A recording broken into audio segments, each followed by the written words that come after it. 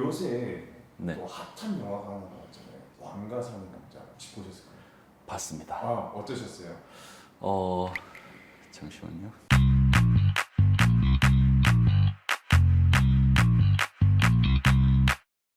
안녕하세요. 안녕하십니까. 최근에 아주 핫한 영화 왕가 사는 남자. 봤습니다. 거기에서 나오는 사약은 어떤 성분으로 만들어졌을까가 오늘의 주제입니다.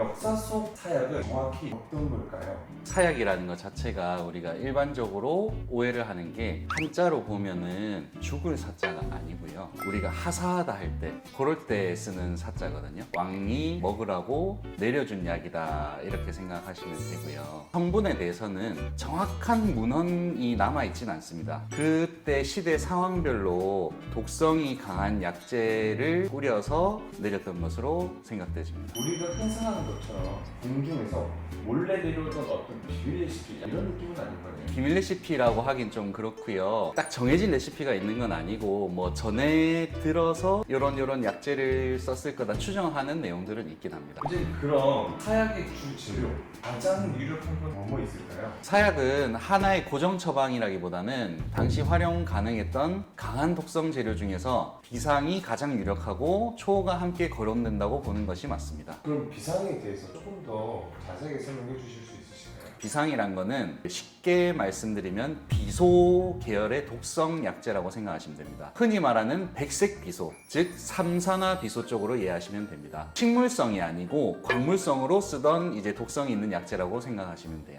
땅 속에 비소 성분이 들어있는 광석이 있거든요. 그걸 굽거나 재련하는 과정에서 비소 성분이 산화되면서 흰 가루 형태로 얻어지는 게 바로 비상입니다. 그래서 이건 신비한 궁중 비방이라기보다는 광물성 독성 약재라고 보는 것이 훨씬 맞습니다. 그런데 이 비상이 무서운 이유가 몸의 한 군데만 공격하는 것이 아니라 세포가 에너지를 만들고 유지하는 기본 대사 과정 자체를 흔든다는 데 있어요. 쉽게 말해서 몸이 굴러가는 시스템 자체를 무너뜨린 쪽이라고 보시면 됩니다. 그래서 위험한 거예요.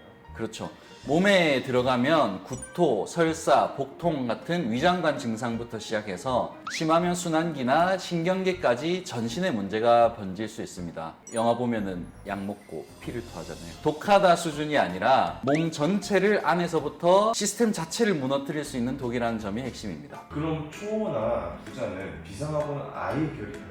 아까 말씀드린 대로 비상은 광물성 약재고요. 초나 부자는 식물성 독성 약재라고 생각하시면 됩니다. 흔히 우리가 투구꽃이라고 알고 있는데 그 영화 제목에도 있었죠. 옛날에 조선 명탐정 뭐 각시 투구꽃의 비밀 이렇게 나왔었는데 그 투구꽃의 뿌리를 우리가 약재 쓰는 거에 따라서 이름을 붙인 거고요. 한의학적으로 들어오면 독성이 강한 뿌리 부위를 이렇게 분류를 해가지고 보통 곁뿌리는 부자, 그 다음에 덩이뿌리라고 해서 곁뿌리와 원뿌리를 합쳐서 초라고 분류를 합니다. 보통 식물 이름으로는 투구꽃을 기억하고 한의학에서는 그 독성이 강한 뿌리 약재를 부자, 천호, 초 같은 이름으로 더 나눠서 보는 겁니다. 그러면 투구꽃, 초, 부자가 완전히 떨어진 얘기는 아니에요? 그렇죠. 서로 이어져 있는 범주라고 보시면 됩니다. 다만 사약은 무조건 투구꽃이었다 이렇게 단정해서 말하면 과하고 정확하게는 투구꽃 계열의 맹독성 뿌리 약재인 초, 부자 쪽이 연결된다 이 정도로만 설명하는 것이 맞습니다. 이 계열에는 대표적으로 아코니틴 계열 알칼로이드가 들어있는데 이 성분이 신경과 심장에서 중요한 나트륨 통로에 영향을 줍니다. 좀 더 쉽게 말하면 어떤 식으로 위험한가요? 쉽게 말하면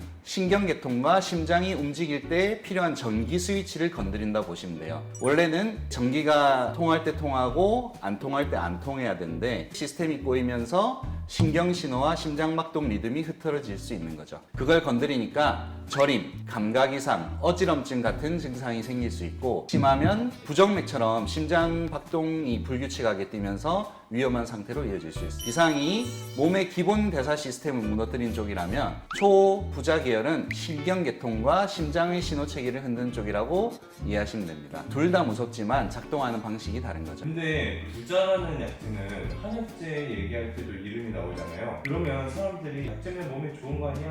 라고 헷갈릴 수도 있을 것 같아요. 그 지점이 중요합니다. 약재로 쓰인 적이 있다는 말과 안전하다는 말은 전혀 다릅니다. 부자 계열은 원래 독성이 강해서 가공이나 용량 조절이 아주 중요했던 재료입니다. 제대로 다루면은 제한된 맥락에서 약으로 접근할 수 있지만 그 경계를 넘으면 바로 독으로 작용할 수 있다는 거죠. 오늘 이야기 들어보니까 사약이 굉장히 현실적인 독성 재료들과 연결되는 이야기가 있네요. 그래서 사약을 볼 때는 기록상 어떤 재료가 가장 유력하게 거론되는지 그리고 그 재료가 왜 그렇게 치명적일 수 있었는지를 보는 게 더 정확합니다. 정리하면은 비상은 독성이 있는 광물성 약재, 초나 부자는 신경계통과 심장에 큰 문제를 일으킬 수 있는 식물성 약재로 이해하시면 됩니다. 결국 사약이라는 게 하나의 딱 정해진 처방이라기보다는 당시에도 위험성이 분명했던 독성 재료들이 활용된 왕이 내린 독약 이렇게 이해하는 것이 맞습니다. 오늘은 사극에서 너무 익숙하게 봤던 사약을 실제로 어떤 재료가 쓰이고 왜 위험했는지까지 짚어봤는데 굉장히 흥미로웠어요. 한방에서 쓰는 약재들이 생각보다 굉장히 다양해서 이름은 들어봤는데 정확하게 뭐 어떻게 쓰이는지 잘 몰랐던 것들이 꽤 많습니다. 그래서 다음에도 그런 약재나 재료들 이야기 쉽게 더 풀어드리겠습니다. 혹시라도 궁금한 주제 있으면 댓글로 남겨주세요. 네, 감사합니다. 감사합니다.